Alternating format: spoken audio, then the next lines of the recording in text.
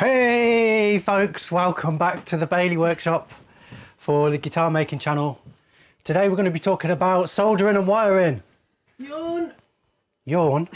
Sorry, I'm joking. Yawn? Oh, that was my big exciting start and Carol's already yawning. Soldering and wiring, it's not the most exciting of subjects, is it? Oh, I take your point, yeah. It's not the most exciting Sorry. of subjects, but we're going to try and make it exciting, ain't we? So I've got loads of stuff to show you. People are always asking me the same sorts of questions. So I roughly know most of the common problems you're going to run into. And so we're going to run through those.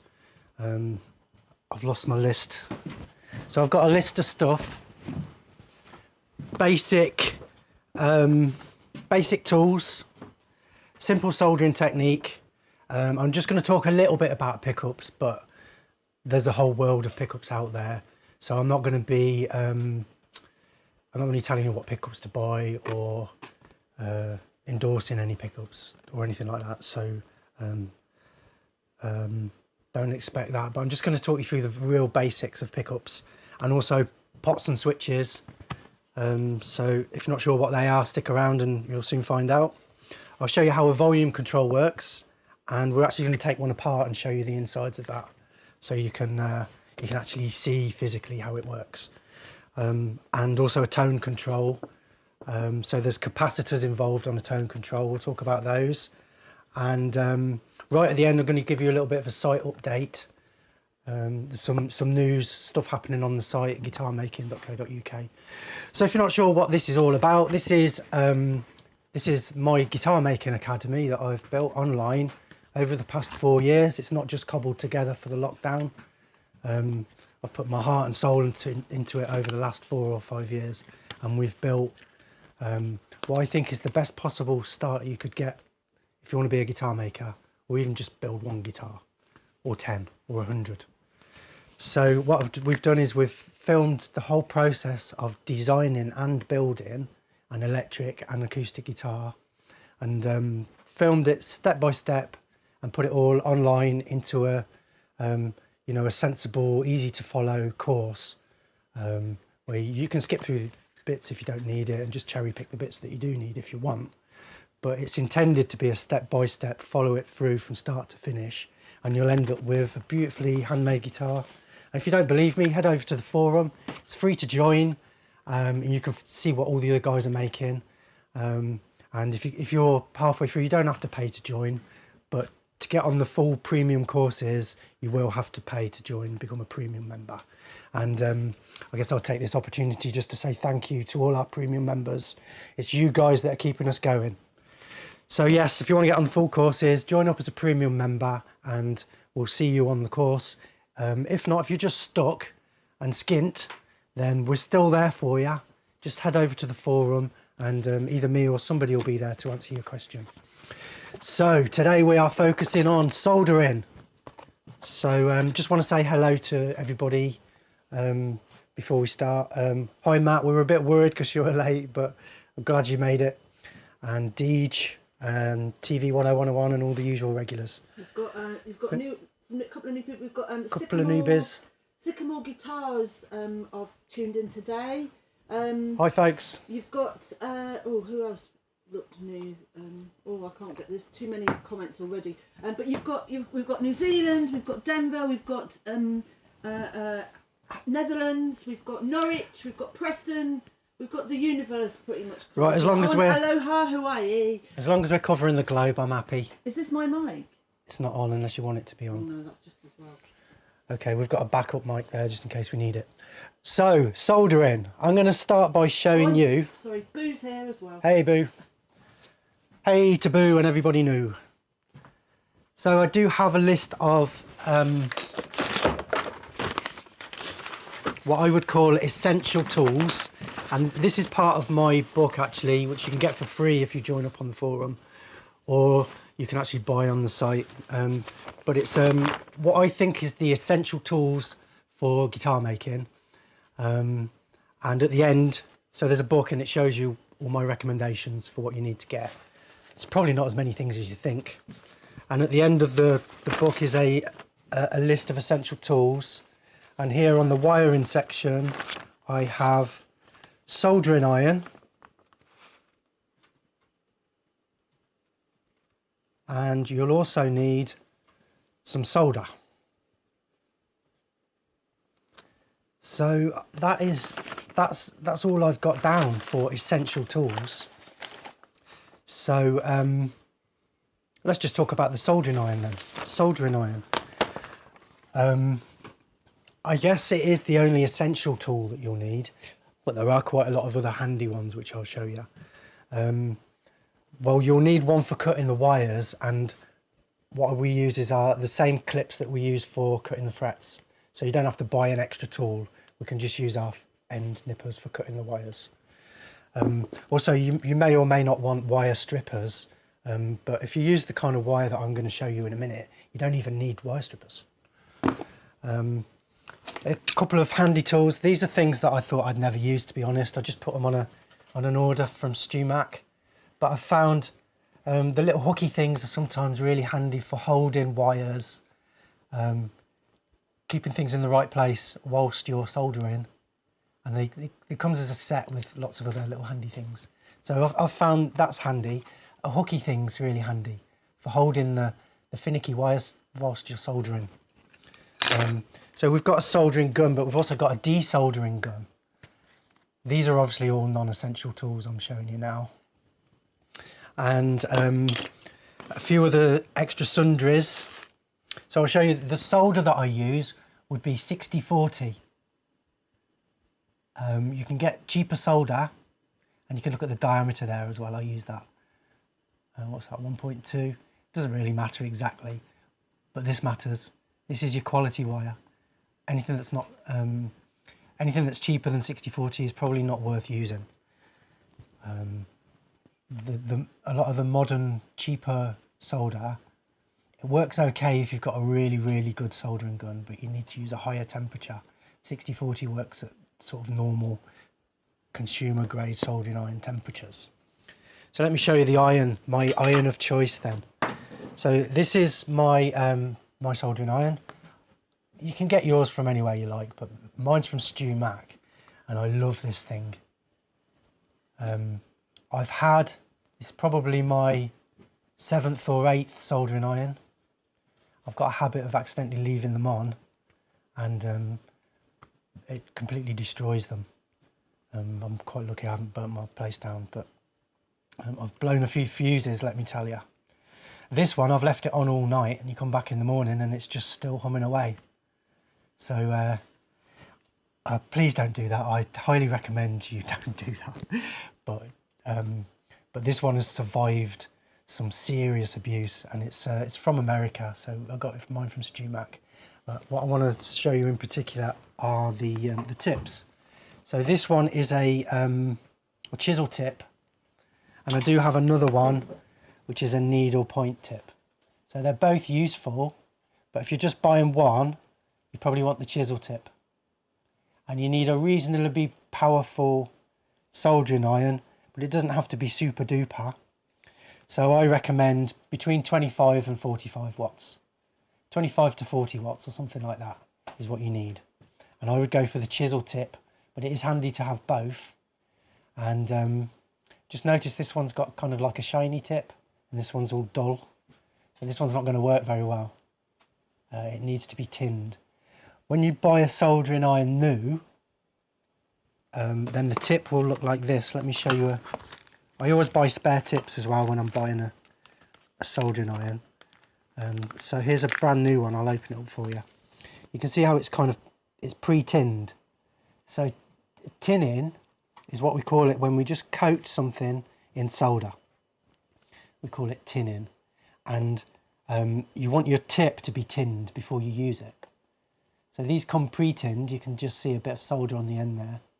These come pre-tinned, but a lot of cheaper soldering irons don't. So I think the first thing I'll show you is how to tin your tip. Always worth knowing, isn't it?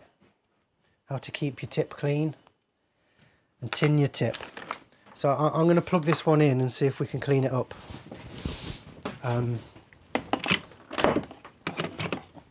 take a little while to get hot.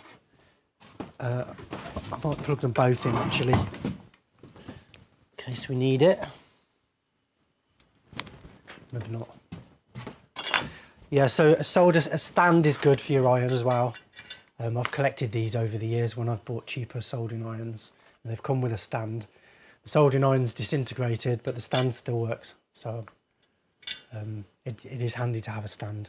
And also, you should have a piece of sponge which fits in there, and you keep it damp, and that's to help keep your tip clean. So a piece of damp sponge. Of course, I always lose mine, so I just use a piece of damp rag. So if we could find a piece of just an old t-shirt or sheet material, just fold it up, dampen it up, and you can use that to clean the tip of your chisel. But actually the best thing for cleaning the tip of your chisel is actually this stuff. So you can actually buy something called a tip tinner. So what you do is you heat your soldering gun up and you dip it in this, and it coats your tip in lovely fresh solder. I'm guessing this is a mixture of solder and flux. A bit blurry. It's just like a powder stuff, and you just dip your tip in it and it comes out shiny. Oh, if only life was that simple, eh? If only the rest of life was that simple. Just dip your tip in it and it comes out shiny. Let's see if it's hot enough. So I'm going to show you a few tips and tricks with the soldering iron as we go today. And I will actually do a little bit of soldering. But what I'm not going to do is I'm not going to actually wire up a complete guitar. There are so many different wiring options available. What I'm going to recommend is that you just search the internet for whatever it is you want. 2 volumes, 2 tones and a switch, or whatever it is you're trying to wire up. Do a Google search for that. There are other websites which are dedicated just to collecting wiring diagrams. So, you know, I don't want to just repeat what other people have done exceptionally well. So I'd rather just tell you about them, and then if you're looking for a wiring diagram, hopefully you'll be able to find it. If you do get stuck, then you can come back to me and ask, and I'll see what I can do. But just bear in mind, there are lots and lots of wiring options, and I'm not going to be able to go through them all in just today's live stream. So I'll go through a few of the different switching options and covering all the basics and maybe a few of the extra custom options. But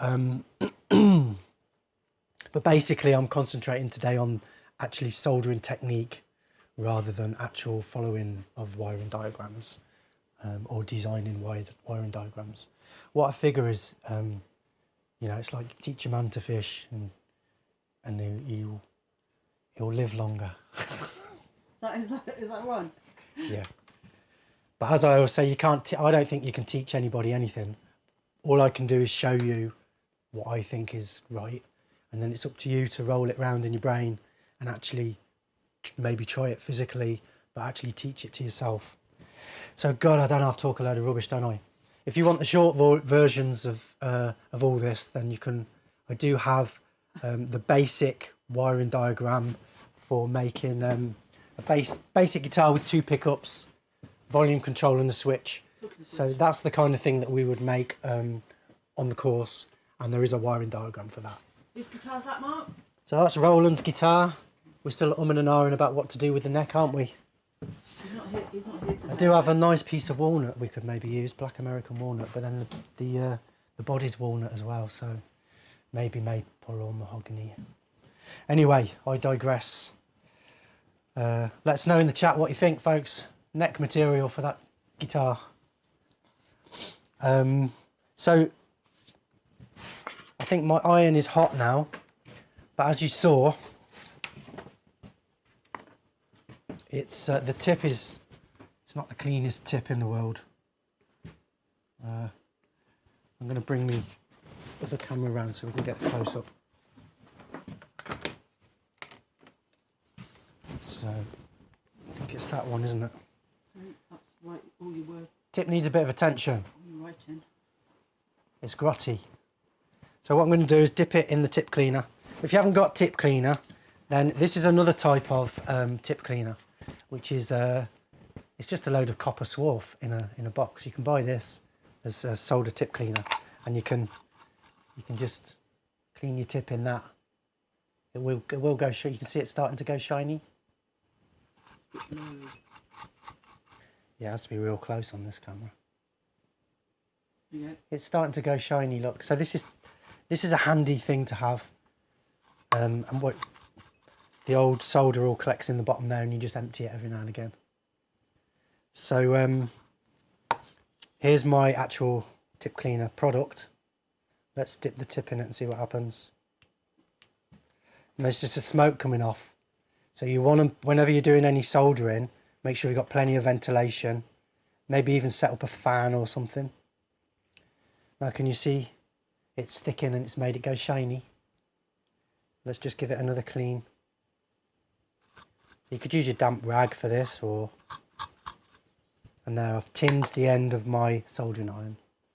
Hopefully you can see.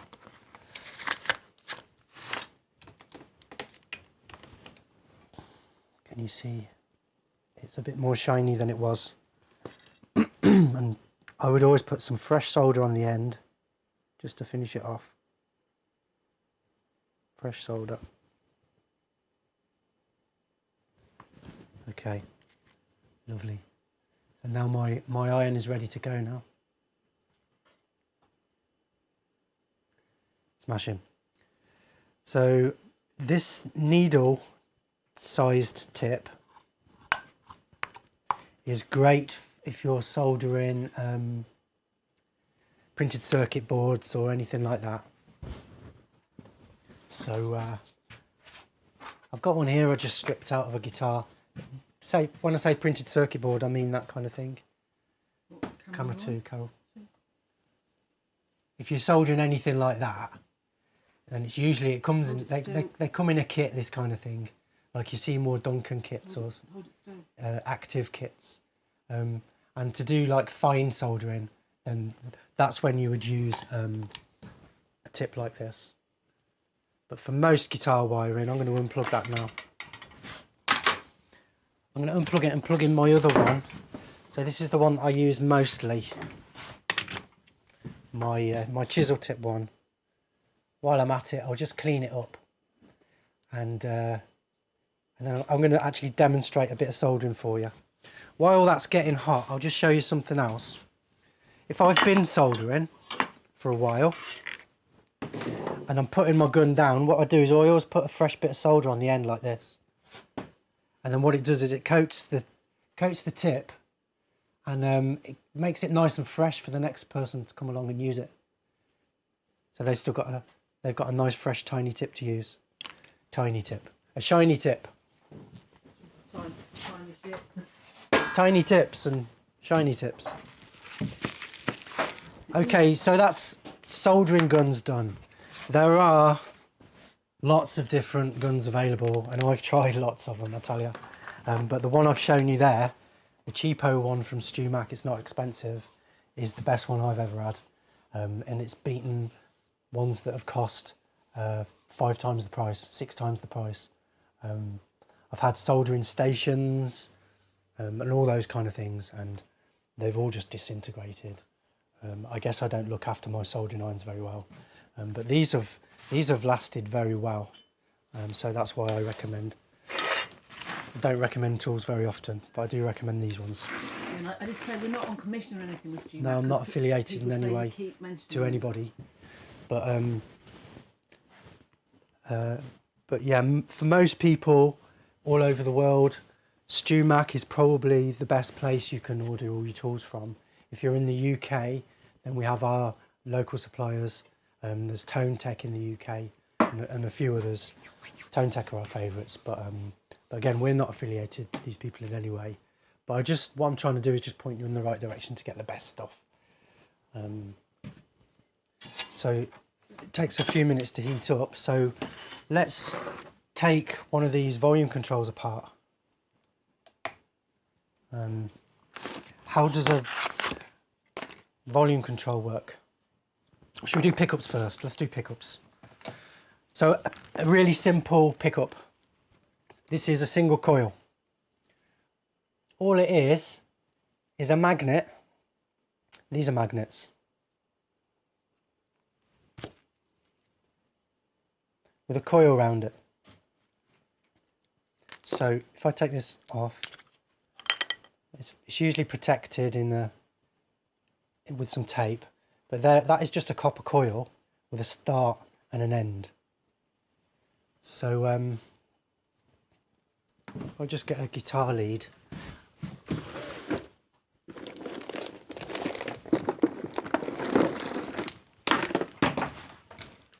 They correspond to these ends of the guitar lead. So you've got a start and the end of the coil. So if you just put one wire there and one wire there, that gives you a working pickup. So I guess we could actually plug an amp in, could we? And we'll just show that working. But basically you've got a start and an end of a coil, right? And if you just connect them up like that to a lead, that is what we call the hot wire or the tip. And this is what we call, that would be the positive hot or the tip. And this one is the negative or the earth. And that's going to the barrel of the thing. So you've got the tip and the barrel, hot and earth, positive and negative, basically. Positive and negative from a pickup. So that's just the start and the end of a coil, which goes round a magnet. And if you remember at school, don't know if you remember at school, but if you move something metal in front of that, then it will induce a current into the wires, into the coil. It's only a very, very tiny signal, super tiny signal. So that's why we need an amplifier. So most guitars are passive, so there's no pre-built amplifier.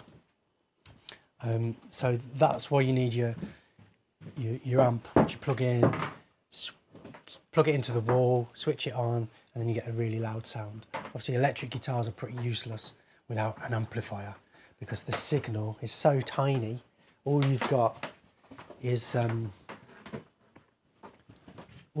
the movement of that tiny string to induce the current. So thanks, Carol, that'll do. So it needs to be amplified in order to hear it. So that's a single coil pickup. It's just one coil. And obviously there's a P90, which is another single coil, but it's fatter. And surprisingly, actually, or unsurprisingly, it actually sounds fatter. So, well, yeah. Fatter pickup sounds fatter. But they're both single coils. So single coils have like a pure, like a bell-like tone, whereas a humbucker, so this is basically two single coil pickups strapped together. Two single coils strapped together. And what they do is they wire the two starts together. So you've got the two starts of the coil wired together, and then you just ignore that and you use your positive and negative hot and earth. So this is what we call a 4-conductor humbucker. So there's basically a start and an end and a start and an end because there's two coils, and you join the two starts together for a standard wiring of a humbucker. Now there's different ways to wire it. That's what we call wiring in series. You can wire it in parallel and get a different sound, but a standard pickup would be wired in series like this, with the two starts joined together, and then the two wires left over become your hot and earth. So again, to directly wire this to an output, we could just go earth and hot. So you could wire straight to an output. Here's a jack socket.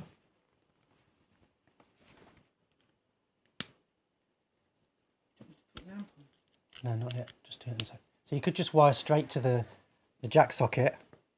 So you've got, if you trace it back, the jack socket, you've got the barrel, which is actually touching this here, this tang. So these are called tangs, and so that would be the black wire. And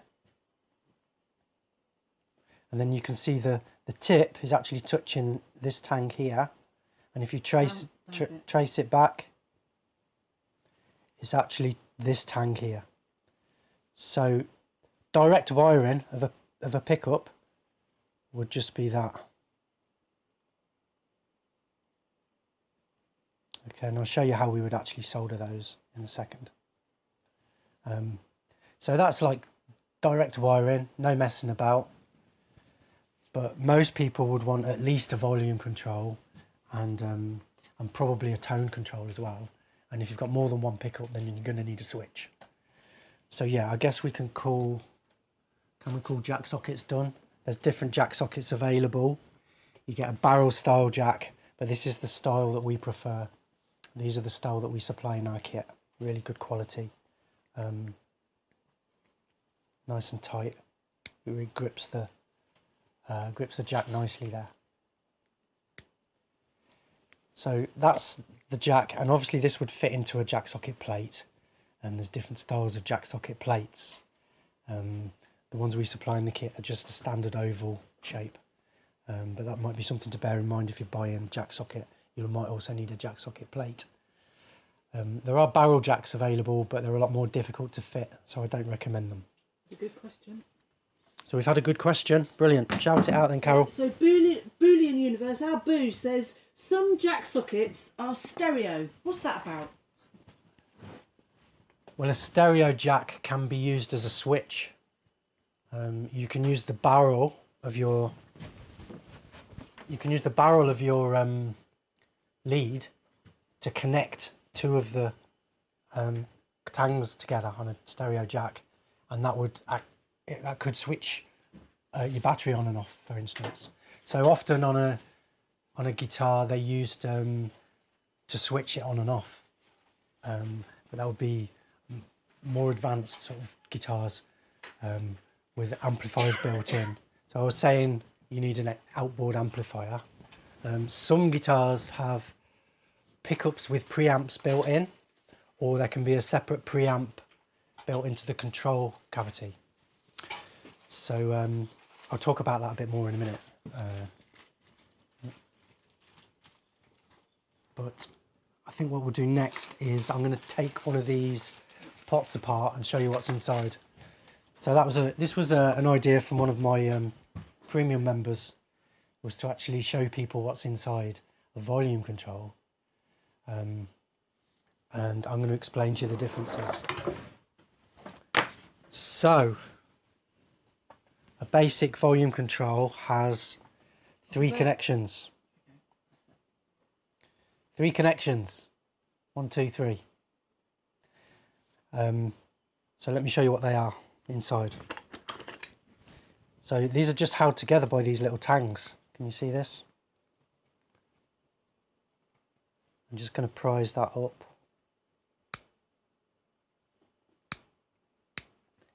All of them. If we prise those out of the way, then it will just fall apart.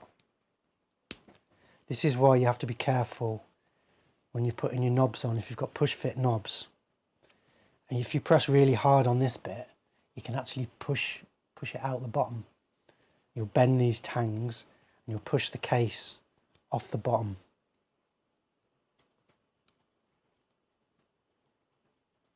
So this case, apart from protecting the innards, it's also serving a function of shielding the insides from electrical interference.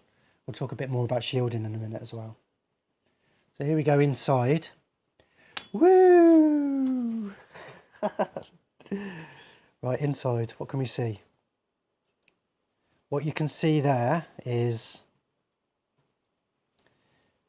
the start and the end of a conductive track. So this black thing is a conductive track, and depending on the value of the pot, this one says 500 kiloohms. So the resistance between this tang and this tang is 500 kiloohms. Down a bit. So the resistance between this tang and this tang is 500 kiloohms. This is connected to this end of the track, and then this one's connected to the other end of the track. There. Right, and this bit that you can see moving about, this is the wiper. So that is what we call the common output. We can use it as the input or the output, to be honest, but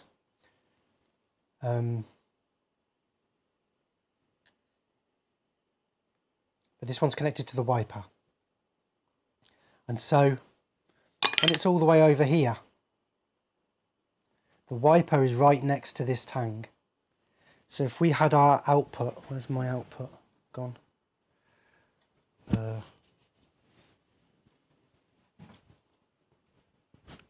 I'll use this. If we had our output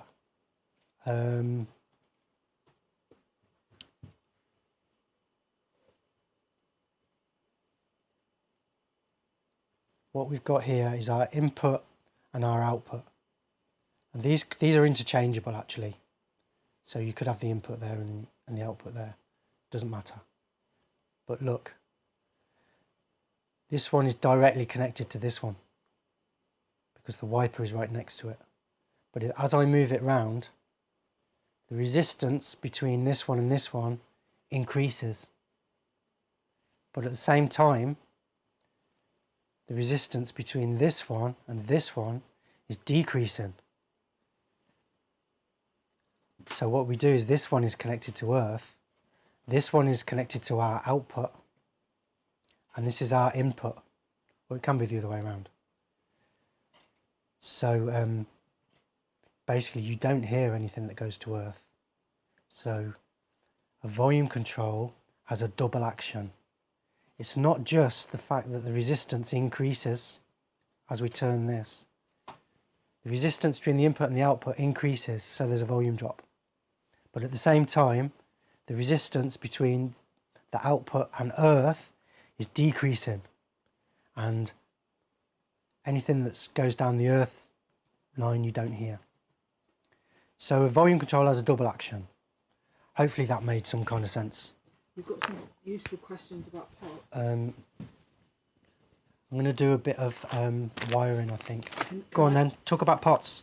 Alright, so two really good questions. Roll Shelton over in New Zealand says, do you use audio taper or linear pots? Fantastic. And then Robin Gosman says, what's the A and B on the pots, like A500 or B500? Perfect. A well-timed question. I was just about to get onto this. Right, so usually an A is an audio pot and a B is a linear pot. So an A is logarithmic and a B is linear. Let's just test that because I'm always getting these the wrong way around. I'm easily confused. Right, so here's an advanced tool which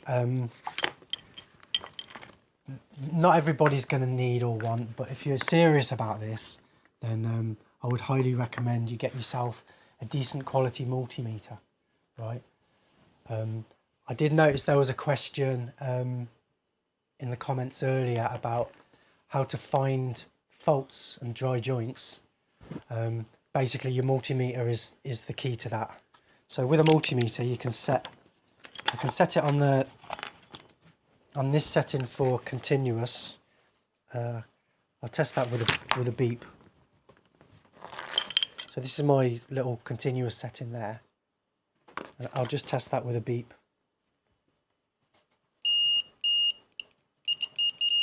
Okay, so that's testing continuity. So if I was looking for a problem with my wiring, like a dry joint, then the beeper is key to that. You could make something up with a little battery and a little bulb if you wanted, just to test continuity. But a multimeter is really worthwhile. That's what I'd recommend. And you can also use it to tell whether your pot is a logarithmic or a linear pot. Okay, so this is it's something to do with rhinoceroses. You don't believe me, do you? Right, I'll explain. Rhinoceroses. Right, if there's a herd of rhinoceroses coming at you from the distance, your brain will naturally amplify that sound. It's just the way our brains work. Our brains will naturally zoom in on that sound. Danger, danger. And your brain will actually amplify that sound. If somebody comes right up to you and shouts right in your ear, "Oi! Do the washing up!" Something like that. "Change your socks!" If somebody does that right in your ear, then your brain will naturally attenuate, or it will try and turn the volume down so that you don't blow your ears out. So your brain is actually got natural compression built in. It tries to turn down loud noises that are really close, and it tries to amplify or draw your attention to quiet, loud noises that are far away. Okay, so how that translates to guitars is that your ears work in a kind of logarithmic fashion as opposed to a linear fashion. So what we want with a volume control is you want it to sound linear. You want it to sound like it's going up smoothly when you turn it up. But if you put a linear pot in, it doesn't work like that. It sounds like, you might have heard this before, if you've got a guitar where you turn the volume up and up and up and nothing's really happening until you get to the last like 80%, and then suddenly, wallop, it goes up to full volume. And all your control is in the last kind of like 25% of your turning of your knob. That's probably a linear pot. So an audio pot actually has a logarithmic taper, but your ears hear it as linear. Something to do with rhinoceroses. What can I say? We've got another... I didn't invent it.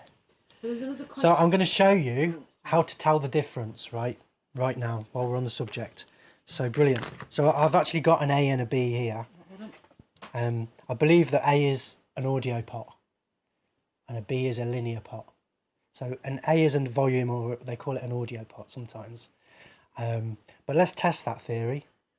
So if it's linear, then if I turn it halfway up, see it says B250. If it's linear, then it will say 125. And if it's logarithmic, then it won't say anything near the centre. You see what I mean? I don't Hopefully that makes sense.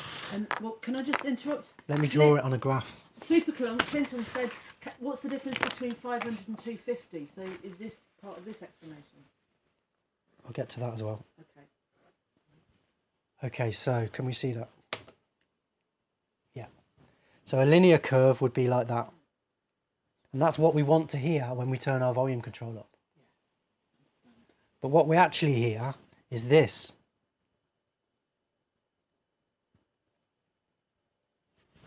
So all of your volume control is in the last bit. Nothing happens for ages. And you might have had a guitar like this. And the problem is it's got a linear control on instead of an audio or logarithmic pot. So a logarithmic pot actually works like this. Or maybe it's like that. It's like this. You can probably tell I'm not an expert. But it actually sounds like this. Hopefully that makes a bit of sense. Let me show you on the multimeter and that might help. So, patent pending. Thanks to John Lockett for this amazing piece of equipment. You won't see this on the Dragon's Den. or the big idea. But this is what I used for holding my bits and bobs while I'm soldering. So let me see if I can get both things in the shot. Can you see the both things, Carol? You need to move. The display's not. Look, the display's not quite there, Mark. It's not quite. You maybe need to zoom. I can see it. I can see it perfectly. Okay. We can all see that, can't we, guys? Maybe Oh yeah, sorry. I thought that's good. Right, so there's continuity. So that's obviously turned Down a bit. right up or right down. So that's right up, and then if I turn it, it goes off. That's continuity testing. That will be full volume. Now I'm going to turn my thing here to test the ohms, the resistance. It needs to be on 2 meg there, 2 mega ohms for this one. If you can't get a signal, just try a different setting. So let's have a look. This one says 250. So if I turn the volume right down, then it should go to 250, shouldn't it? And there's usually, when you buy pots, there's usually a plus or minus 10% for error, or depending on where you get your pots from. So watch me turn the pot, and then watch the thing move. There we go. So that's saying 227. So it's within our 10%, isn't it? Just.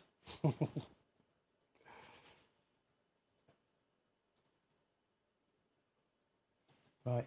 So what I'm going to do now, right, is let's have a look at how far it turns. Move my fingers so you can see. I'm going to move it the full turn. There to there. So if I point it straight up there, that's about halfway. So if you want to know if your pot is logarithmic or linear, set it at halfway and then measure between the input and the output. If it's linear, it'll be about 125. So 121. That's close enough. So this is a linear pot. It's B for linear. Let's just do the same thing with an audio pot. So A for audio. Right, watch this. I'm going to turn it all the way down. So fully on is 278. And fully off obviously will be 0. So if I now try and find the halfway, it's about there. Look, it actually says nearly full. And the last little bit hardly goes up at all. So that is a logarithmic pot. You can see at halfway up, it's well over half of its value. So it's actually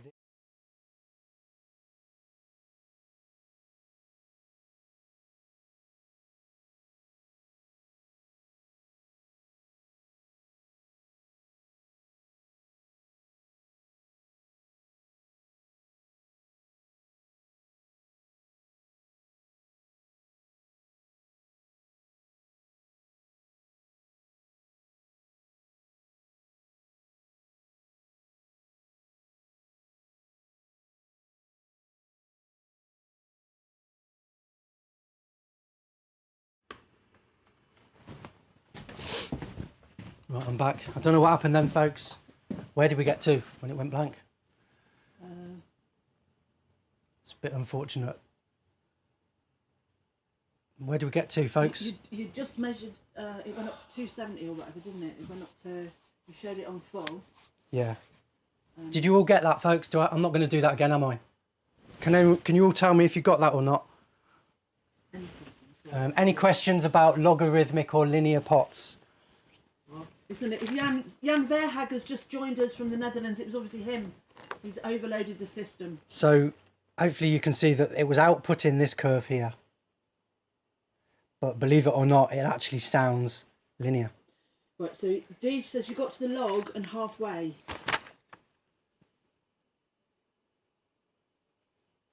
You need to pay more attention about what's going on. So, let's do the logarithmic one again. A logarithmic pot, when you turn it halfway, won't read half of its value. It will read a lot more than half of its value. So that's fully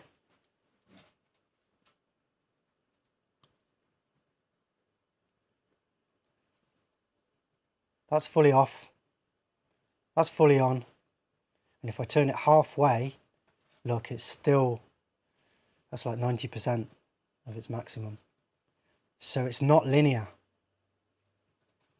This is a audio pot, A for audio. And somebody was asking about 500k versus 250k.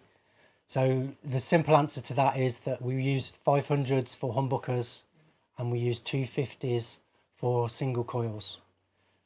Okay, so let me just do a little bit of wiring. So, Mark, Raoul and Ross have asked two questions. So Raoul is saying, which pot do you prefer, audio or linear?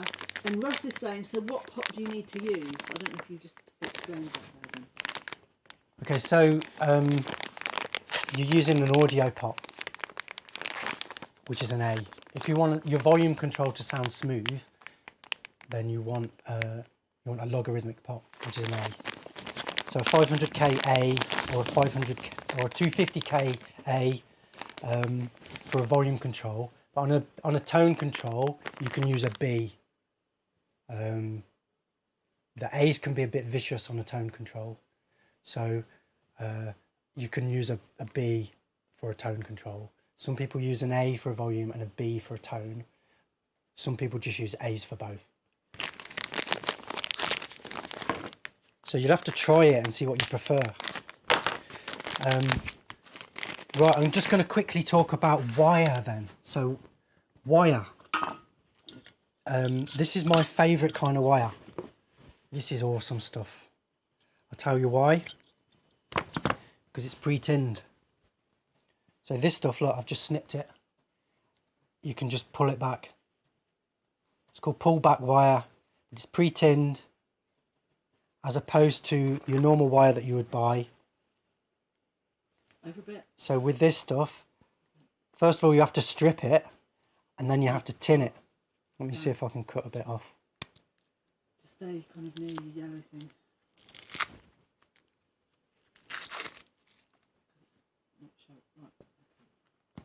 You could change the camera.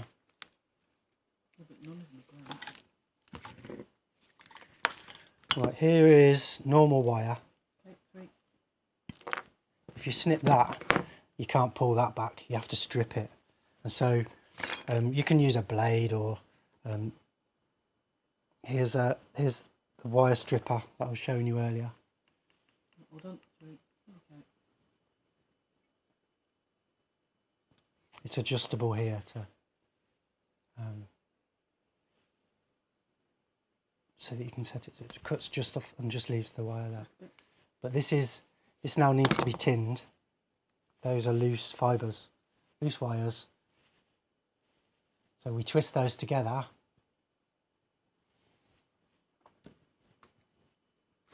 And then I would always pre-tin my wire. So here's my soldering gun. I'm going to have to move over a little bit. You want a question about wire? We can have questions about wires, yep. So Rock and Roller 912 says, does the wire state capacitance per metre as a guide of what to buy? No, don't worry about all that. You don't have to worry about it. If you really want the proper stuff, just buy it from a guitar maker suppliers, and then you'll get it. But the actual exact size of the wire doesn't really matter. Don't get too hung up on that kind of thing. So what I do is I always put a fresh piece of solder on the gun, and then you put the gun on one side, solder on one side, run it up and down, and that's my wire pre-tinned. Again, make sure you've got ventilation, because you don't want to be breathing in that smoke. And so this is what I recommend, is that you buy your pre-tinned wire, because how much time do you reckon that saves me, folks? A lot, I can tell you. So recommend that you get pre-tinned pullback wire, and that's available in the UK as well from Tone Tech. He got it in on my recommendation.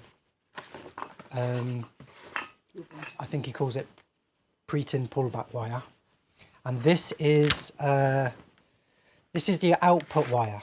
So I'll show you a cheapo one first. Cheapo output wire is non-shielded, and the problem with this is that if any of this touches where it shouldn't, then you'll get a short and you won't get any sound out of your guitar. So this is like vintage output wire. It's also used for pickup wire as well.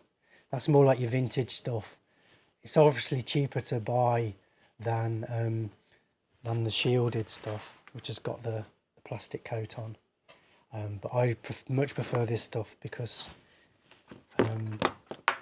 if it touches anything inside the control cavity, it won't short out. But I'll just cut a bit, about 8 inches long, you need for your jack socket. If you buy your kit from us, then this is all supplied. And then I'm going to use my wire strippers again, just to strip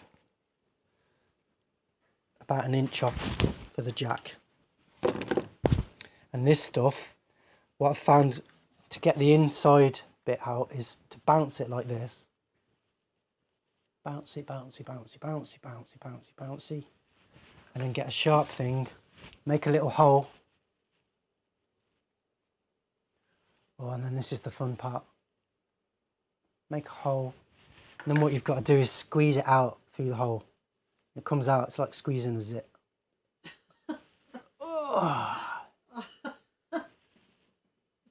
Something pleasurable about it somehow. And there's my output wire. You can sometimes just use your nails to strip it as well.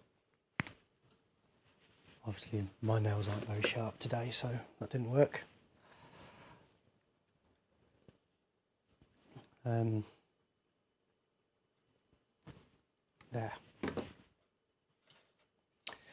So I want to show you a couple of basic soldering tips now.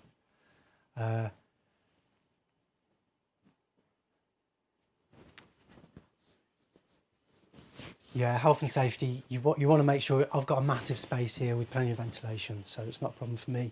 I won't be inhaling the smoke. But yeah, be careful about that. Rock and Roller suggested a fan. He's a health and safety expert. He suggested a little fan to blow. Yeah, a fan is a brilliant thing. Some people have vacuum extraction benches, but just stick a fan on your bench and that'll do. That's plenty. Wear a mask. Right, shall we talk about the difference between a volume and a tone before we go on? Yes, let's do that. Yes, and can I ask you a question now, which you might incorporate?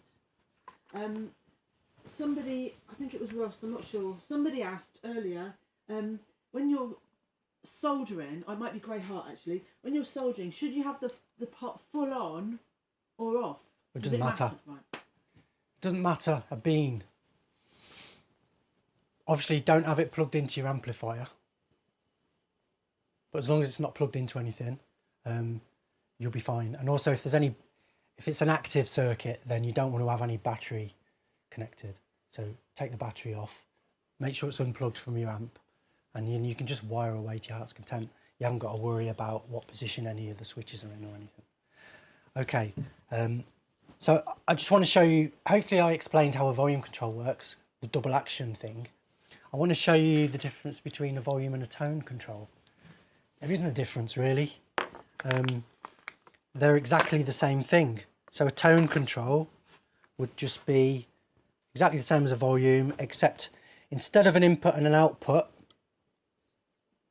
with volume drop, what we do is we force the output through a capacitor. So there's lots of different types of capacitors as well. I'm going to show you a couple. Believe it or not, these are the same value, the same thing. They do the same job, but this one costs, I don't know, close to £10. This one costs more like 20p. People will tell you they can hear the difference. Yeah, I think they can. I think there is definitely a difference. These are basically old style oil filled ones, and you can also get paper capacitors and all kinds of old vintage stuff, which do sound more authentic to how they were made back in the day. So if you want an authentic 50s sounding guitar, then you probably want to get yourself an old-fashioned capacitor. It does make a small difference, but most modern day capacitors, they're a lot cheaper to make, a lot smaller, and this is what I would use. So the actual value of the capacitor, I'll show you on this one. This one says 0.02. It says 0.022, but we just round up to the nearest 0.02. And so with a guitar, it's usually a 0.02 or a 0.05. And I would use a 0.02 for humbuckers and a 0.05 for single coils. And that's microfarads. 0.02, 0.05 microfarads. So basically the lower the number, the less frequencies are affected. Now, you're basically forcing the signal through a capacitor with a tone control. And so when it's right off, none of the signal goes through. As you turn it up, more and more of the signal is forced through the capacitor. And what it does is it blocks the high frequency sounds. Now, how that actually works is it's a bit of a mystery to me, to be honest. But I think it's obviously related to the value of the capacitor, and I think it's to do with this capacitor. Obviously, a capacitor is made to charge. You've covered your face. A capacitor is made to hold electricity like a battery, but it can be charged up and discharged really, really fast. And I think it's something to do with the frequency or the speed with which this is charging and discharging has some effect of blocking the high-end frequencies of the sound. We don't really need to know how it works. All we need to know is that it blocks high frequencies and it allows low frequencies through. So if we just control our signal so that we can dial in how much goes through it, then we've created what we call a passive tone control. So it doesn't take any power, so it's passive. And we basically put our input goes in on one side to the center, and then the output would go on this side, and then we're forcing our signal through the capacitor to earth, so that gets earthed. Again, I'm not going to go into wiring diagrams in this. If you want wiring diagrams, then there's loads of places to go and get those. I just want to show you, basically, a tone control is identical to a volume control with the addition of a capacitor, which only allows high frequencies through.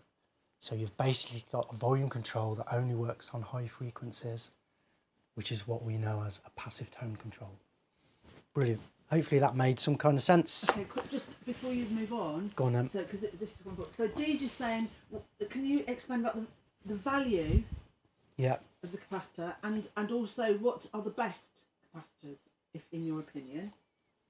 He also said, would a flux capacitor work? There's three things. Flux there. capacitor would work if you wanted to go back in time. Right. But you need a DeLorean as well. Did you say the value of the pots or the capacitors? Capacitors. So the value of a capacitor is the higher the number, the more frequencies get through.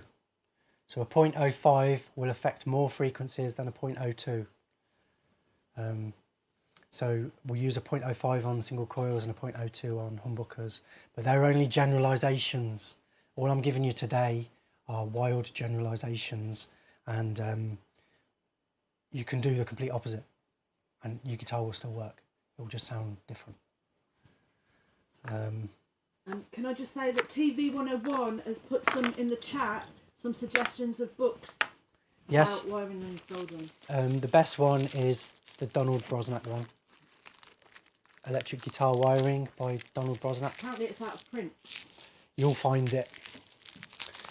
But to be honest, all these books are really outdated and old. Everything still holds true, but all this stuff's available online now. If you're not sure, you can just Google it. But I'm going to show you what I think is the important stuff, which is your actual technique. Okay, so we've gone through the basic bits and bobs. Let's just do switches while we're at it. So this is a switch. What I want to show you is that you can decode a switch by just looking at it. Most switches will have, let's do a 5-way or this is a 3-way switch. So most switches will have a common output. So this is the common, this is the common connection which we would use for the output. And as you can see, the slider there is always in contact with it. So this is the slider and it's always in contact with the common output. But notice how it only contacts one of these at a time. A little bit blurry. So if we use these as our 3 pickup inputs, so 1, 2, 3, and then this would be our output, then we can individually switch our pickups. So that's basically how a switch works. Now, most of these switches have got 2 sides. And the reason is we would normally want your middle pickup. If you had 3 pickups, you'd want your middle one on. You could have it so that it's just front, middle and back, or you could have it so that it was front and middle. That would be a 5-way switch, wouldn't it? Or with a 3-way, you'd have the front pickup and the back pickup, or both pickups. So you need both sides of the switch for that. So this is a 5-way switch. 1, 2, 3, 4, 5. And with this one, it contacts two of the contacts at once. So you can have 2 pickups on at once.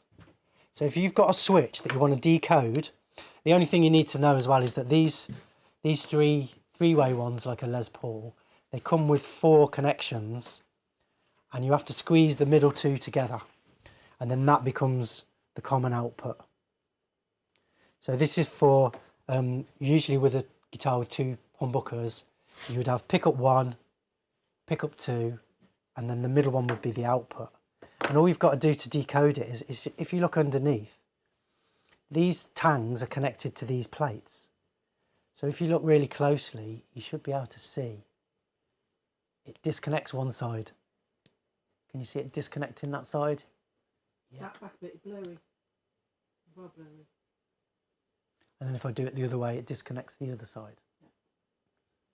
Use your hand behind it. So usually any switch you can decode just by looking at it, or use your multimeter with the beeper. So here's a mini switch, for instance, which is a sealed unit, but I can still decode it. It's actually usually written on as well. This is an on switch, on. So you can decode it. Usually the middle ones are the common ones. And then if I switch it one way, it will connect it to one side or the other. So it's connecting it to that side, you see? If I switch it the other way, it will be connecting the middle ones to this side. And this one's actually 2 switches built into one. So you might just need one side of that, or you may need both sides. You can also buy these kind of switches, which are volume control with a push-pull switch built in. So here's your volume control connections, and then there's the 2 switch connections. There's 2 switches in one, and that can be used for all kinds of things. And there's also a whole other world of switches. Here's a rotary switch. 1, 2, 3, 4. 1, 2, 3, 4 position. You can also get 4 and 5 position and all kinds of other kinds of switches. But we're not going to go into all that and all the different kinds of stuff today. What I'm hopefully going to focus on is the technique, which we're going to get to right now. So let's actually do some soldering. But TB101 said in the chat about he uses StreamAct mega switches. He said they're easy to use. Yes, if you're lucky as well, your switch will come with a wiring diagram with options. If not, just get on Google wiring diagrams. They're your friend. My main advice for any kind of wiring, if you ask me, is always to keep it as simple as possible. Every switch you add adds weight and also noise, potential noise and weight. So we like to keep it as simple as possible. That's what I'd recommend. So let me just clear a little bit of space here, and I'll show you a few techniques. Let's grab a volume control. So we're going to use the patent pending. Right, you've had a question ages ago which relates to this bit of the thing. Boolean Universe said, what's the best way to hold things when you're soldering? Yeah. Well, there's lots of different ways to do it. This is my preferred way, as not seen on the Dragon's Den. Thanks to John Lockett for this. You can make a block with holes drilled wherever your controls are, just like a dummy, and then just drop your controls in there. Okay, so here is the #1 tip for soldering onto the back of these pots. I had all kinds of trouble with these when I first started because nobody had taught me this. So if you're soldering onto the back of these pots, you need to get a file and rough it up first.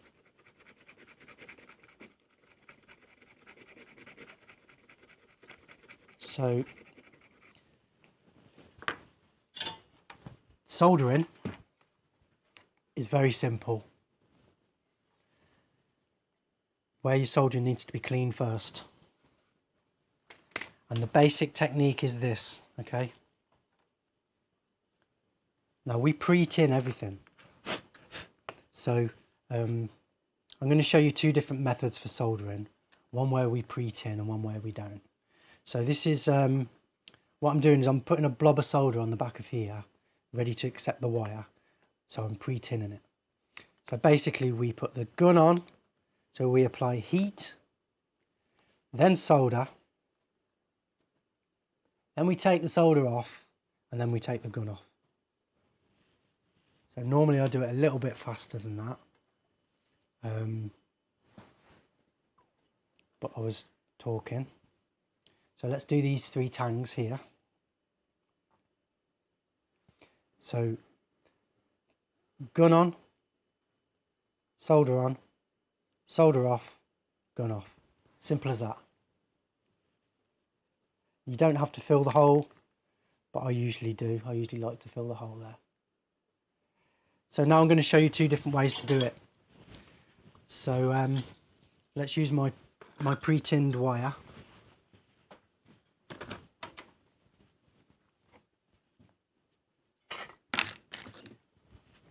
Cut myself a bit of pre-tinned wire. 2 ways then.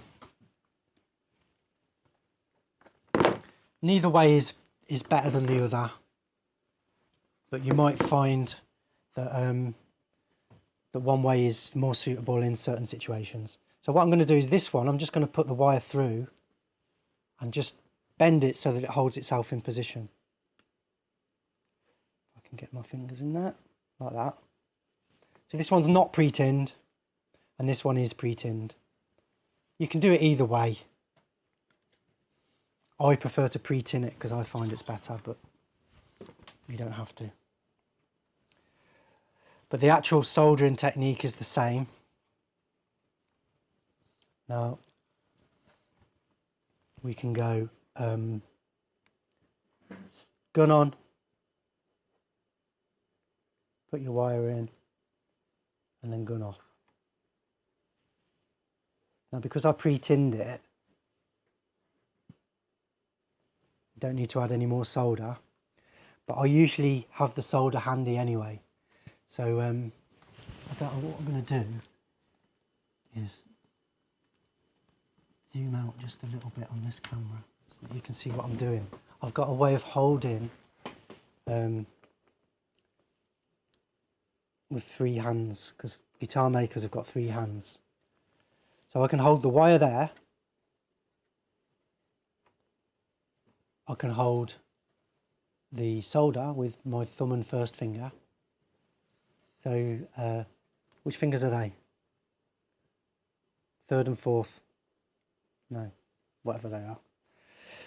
And then I can hold all 3 things, and then I can apply heat, apply solder, take the solder off, take the heat off. I'll just do that one more time. But what I don't want you to do is to blow, because you can add moisture to the joint which can cause problems later on. So don't blow, you've got to wait for it to naturally cool down. So gun on, solder on, solder off, gun off, and then you have to wait, and it usually takes just a little bit longer than you think for it to stick. And there we go. So there's 2 solid joints, and if you're not sure, you can always just give them a tug to test them, and they're pretty good. We can also desolder just by heating it up. If you make a mistake, you can just desolder.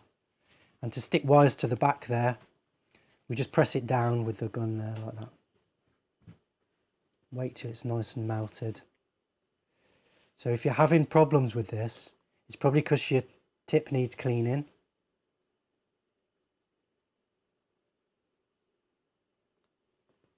So keep that nice and clean using your damp sponge or your tip cleaner there like this, and then you'll have a lot more joy. So a clean tip is the best tip.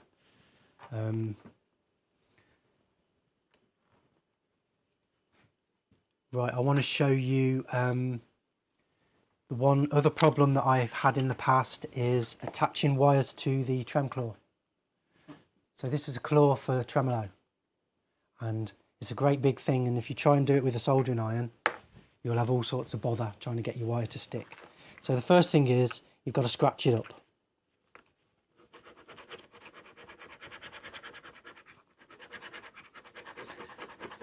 I'm going to try and put my solder right into that groove there. That's where I like to put my wire. So give it a good scratch. And now what I'm going to use instead of the soldering iron is I'm going to use this this torch, my creme brulee torch again. So if I just hold this, and also what I'm going to do, it gets very hot. So to cool it down, I'm going to take it over here and drop it on my my vise. Actually, I could use this. I think I'll drop it on there to keep it cool, to cool it down. You need something metal to take the heat out of it when you're done. That'll do. So I'm just going to heat that up. Heat it from, doesn't matter whether you heat it from underneath or over the top. Heat it up. I should have got some wire ready, shouldn't I? I didn't get my wire ready.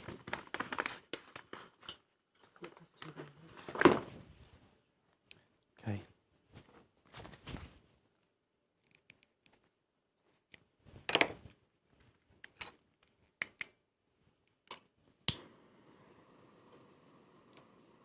So if you've got any questions, folks, on wiring, let's do them now. Alright, so whilst you're doing the trem claw, Eddie Cameron, he says he uses a gas ring when he's heating his up. Doing this. Yeah. Yeah. Down a bit, Mark, by the way. Right, thank you. TV101 is saying, with the trem claw, could you not just connect the earth wire to one of the screws holding the claw into the body? Yes, you could, but because they move a lot, there's a chance of wear, you see. And so it's best if we... Down a bit. Can you see that? Yeah, just. I'll do it there. So you could just hold that. But it's easier if you drop it on something metal. It cools down quicker. Okay. And DJ says, how do you do this if it's already on the guitar? You don't. You take it off the guitar. Oh, look. Making a pig's ear of this. Okay. I was trying to change the camera. There it is, stuck. Probably could have done a neater job. If it doesn't work, you can always warm it up again. Didn't work very well. Try it again. Does a top-loading non-tremolo need to have a ground?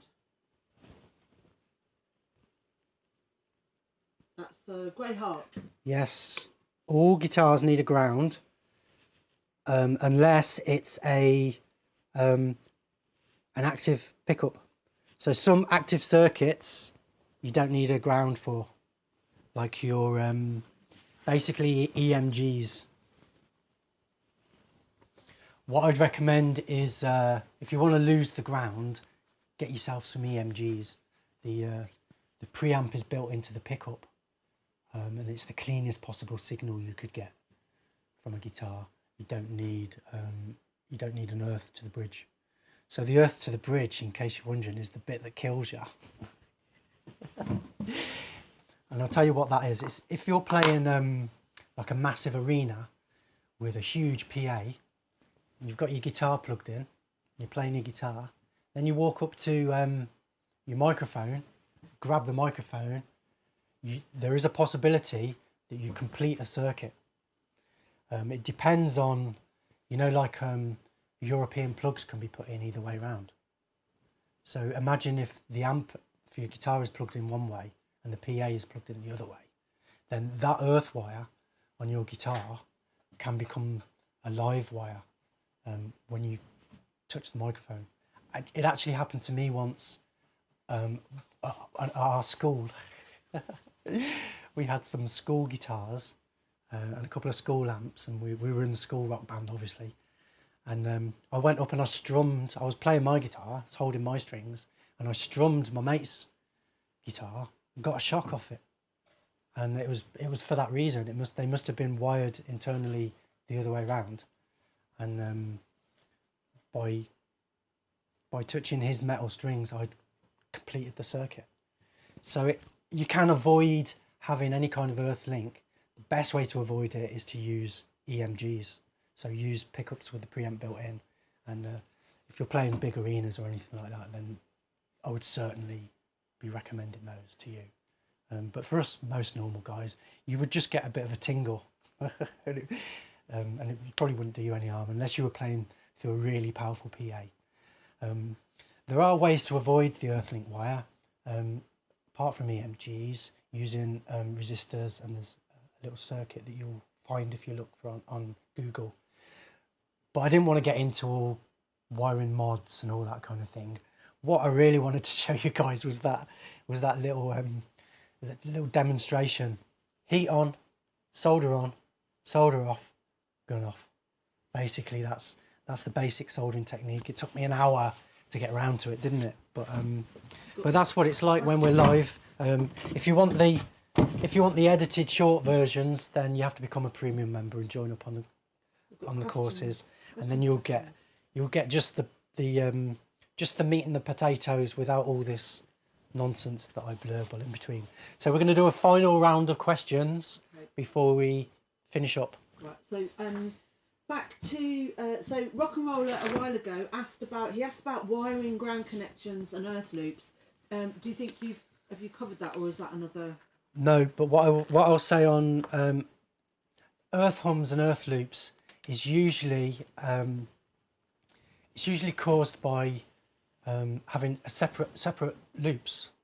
So what I would say is what you've got to do is make sure that all your earths all go to the same place. So what I do is I choose one volume pot, and then whatever other earths I've got, they all go to that volume pot. And then obviously the output jack earth would be connected to that as well. And that's the way to get rid of any earth loops. Put all your earths to the back of the same pot.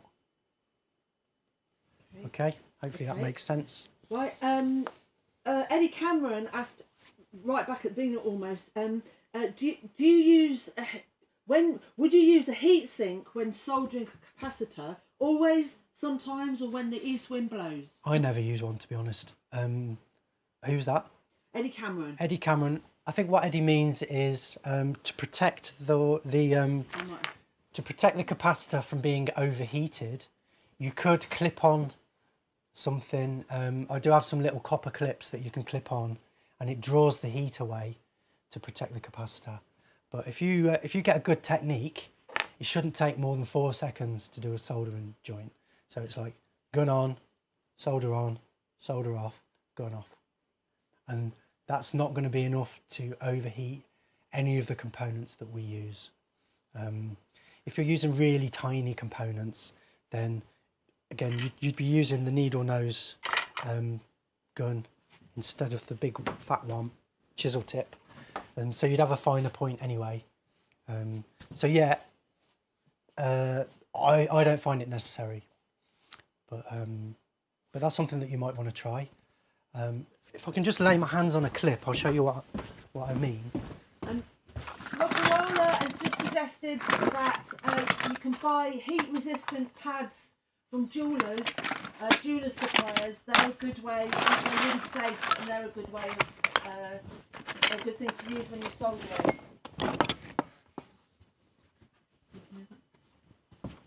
Yeah, heat-resistant pads. Right, so I found my clips. Here's a little clip that we can use. Look. Sorry. Again, I got these from a guitar maker suppliers. It's beginning with S. What you can do with these is clip your wires.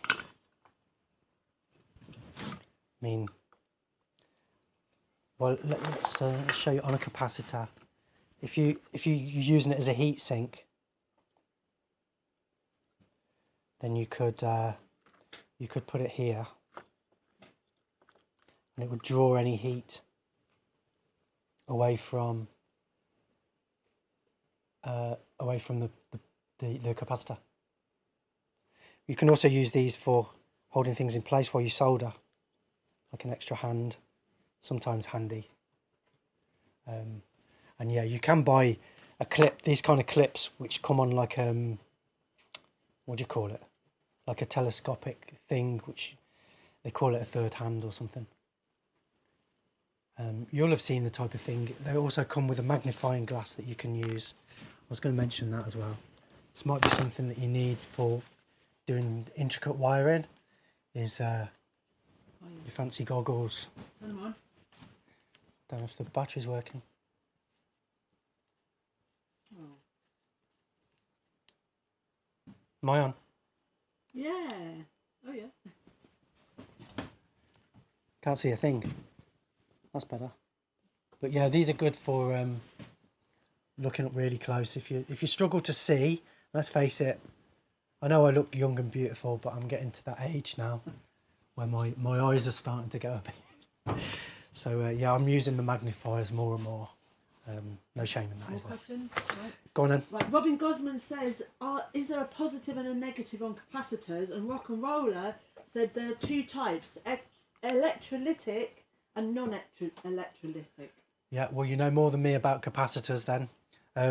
But a normal capacitor goes on, it can go on either way round. So no, there is no positive and negative. Here's the little one again. They go on either way round. I like to just make sure that I do it with the numbers visible. Just when you're putting it on, you would want to put it on in such a way that you can actually read the number. Just for to make it easier later on if you want to know what's on it. So, do we have any more questions, Carol? Yeah. Got some news about the site coming up. Okay, quick couple of things then. So you've got Deej asked, how do you locate dry joints? How do you locate? Yeah, we had this one avoid them, you know. Earlier, and I did answer it, but I'm going to do it again. How do we locate dry joints? The multimeter is your friend for that. So you can just test each part of the circuit with a multimeter using the continuity part. Looking for a beep. If you've got a dry joint, then you'll either get no beep or you'll get kind of intermittent as you wiggle the wires. Sometimes again, if it's intermittent, you'll have to put the testers on and then actually wiggle the wires to see if it's, because it might just be when you're moving about and the wire's moving. So yeah, tracking down a dry joint can be tricky. If you can't see it visibly, you can test with a multimeter. Sometimes it's just quicker to go around with a soldering iron and remount all the solder, and that will fix all the dry joints. Okay, so another You might not want to do that on a old vintage guitar though. Right, another sort of along those lines. I think it was Grey Hart was saying that somebody said anyway that they have a 5-way switch, and the nearer it, when they're turning it, the nearer it gets to the bridge, it's noisy. The switch is noisy. That's just reminding me, one thing you could try, it could just be dirt on the switch, is my guess. So, switch cleaner. Thank you for reminding me, because there are different types of switch cleaner, and some are better than others. So the generic one you'll find is actually called switch cleaner, is brilliant. What you do is you give it a squirt and then you operate the switch vigorously just for a few minutes, a few seconds even, and it just cleans off all the dirt from the tracks of your pots or off the plates of your switches. But this one, write this down boys, Deoxit. This is the one. This is awesome stuff. So they do a D and an F. The F is more for faders. So for sort of like plastic type faders on sound desks and that kind of thing. And the D is a more sort of general one, which we use for everything. But they do different versions and you can try them out.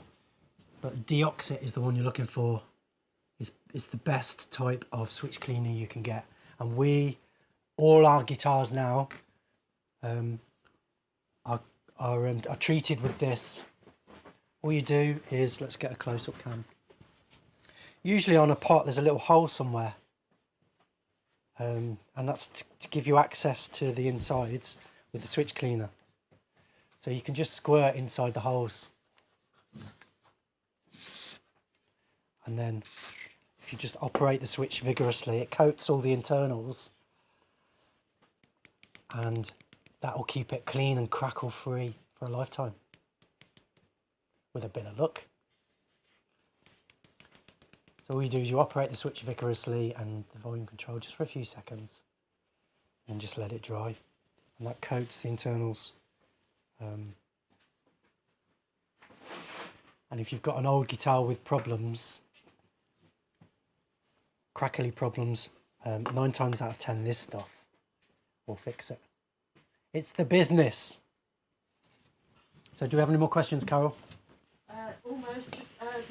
Oh yes. So Eddie Cameron said, he mentioned he was his pickguard holder, soldering pickguard holder. Did you see? Yeah, I did see that, but I didn't manage to download it or anything. So what you've got to do is head over to the forum and stick it on the forum for us, Eddie, and then everybody can see it there. So yeah, you can send stuff to me directly on my email, but it's actually much better if you put it on the forum, and then everybody can see it and we can all share. I am going to start, hopefully, bringing more stuff from the forum onto YouTube, because I really want to show all you guys, you know, the amazing stuff that all our members are building and getting up to. So yeah, head over to the guitar making forum if you want to find out. And that's it, Carol. We're done. One last thing. One last thing. So they're all talking about getting older. We're all getting older and wiser, hopefully. You Well done about that. right?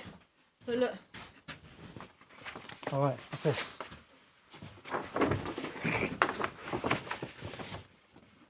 Happy birthday, Grey Heart. Tip it back a bit. Tip it back, it's too bright. You is... No. And Lewis. And Lewis. Happy birthday, Grey Heart and Lewis. Lewis! Can you actually read that? It's Grey Heart's birthday. Yeah, it's Lewis's birthday as well today. Lewis is my apprentice. Well, he's a bit more than my apprentice. Lewis works with me in here. So happy birthday, Lewis. And happy birthday, Grey Heart. Hope you have a brilliant day. Don't get too drunk. Look after yourselves. And most importantly, remember, check twice and cut once. And wash your hands.